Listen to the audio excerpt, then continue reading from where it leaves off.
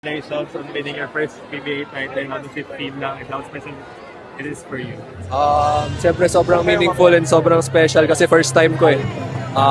Natalo kami 2 beses, then nag-game 7 pa. So, grabe yung feeling. Sobrang saya.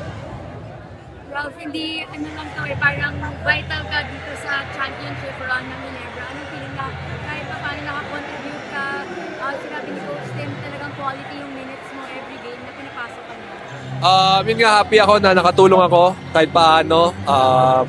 And yun, magiging ready lang ako kahit anong mangyari. Next conference, ganun ulit. And yun, sana next conference, magka-chance ulit kami umabot dito. Ano yung biggest takeaway mo from this conference para sa sarili mong performance? Siguro yung confidence ko lang, kailangan every game talaga, whether first half or second half ako hugutin, kailangan ready ako.